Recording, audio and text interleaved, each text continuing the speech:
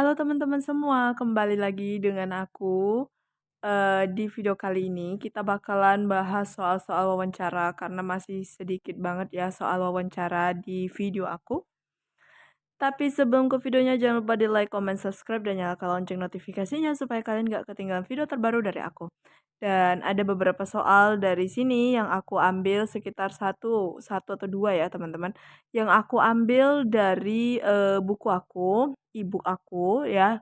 Kalau misalnya yang belum punya, kalian bisa lakukan order atau pemesanan via WA dan bakalan aku kirim via WA juga di hari dan jam itu juga teman-teman.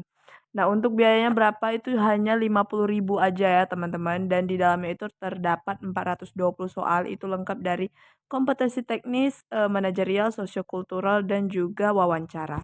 Oke, tanpa lama-lama langsung aja kita ke videonya. Nah, ini dia soal nomor satu, kita baca bareng-bareng. Untuk mengerjakan tugas dengan baik, apalagi tugas bertumpuk-tumpuk, selalu diperlukan banyak energi. Terkait dengan hal ini, pilihlah salah satu jawaban yang paling mendekati diri Anda.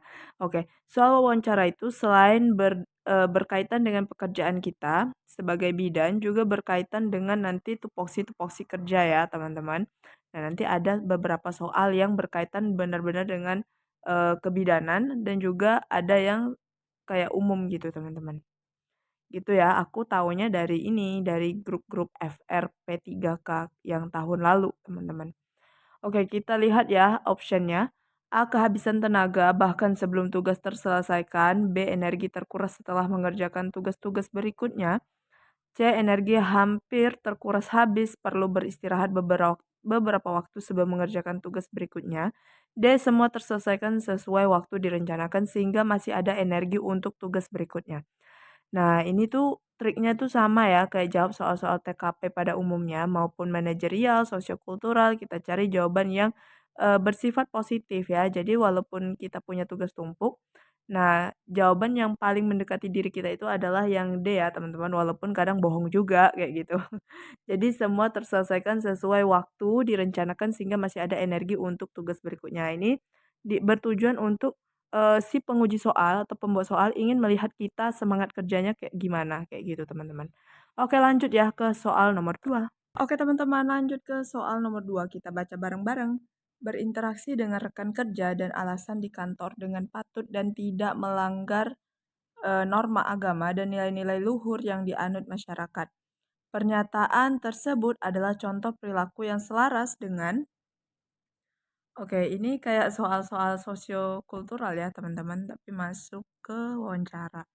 Oke, coba kita baca optionnya ya satu persatu. Melaksanakan peraturan kode etik organisasi dalam lingkungan kerja sehari-hari pada tataran individu atau pribadi. B. Bertingkah laku sesuai dengan perkataan, berkata sesuai dengan fakta. C. Tidak menjanjikan atau memberikan sesuatu yang bertentangan dengan aturan organisasi. D. Tidak menjanjikan atau memberikan sesuatu yang bertentangan dengan aturan organisasi. C sama D ini sama ya teman-teman, aku salah ketik kayaknya nih. Oke, di sini pernyataan dari ini teman-teman, pernyataan dari interaksi dengan rekan kerja dan atasan di kantor ini atasan ya teman-teman dengan patuh dan tidak melanggar norma, itu contoh perilakunya itu sama juga dengan melaksanakan peraturan, kemudian kode etik organisasi dalam lingkungan kerja sehari-hari pada tatanan individu maupun pribadi. Nah, teman-teman, jadi menurut aku itu jawabannya adalah yang A.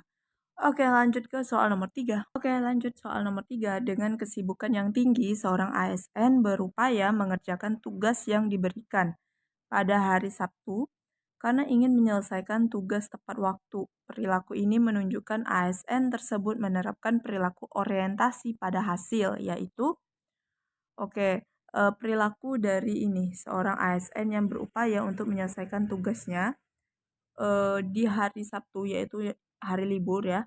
Nah, itu perilaku yang menerapkan orientasi pada hasil, yaitu apa teman-teman?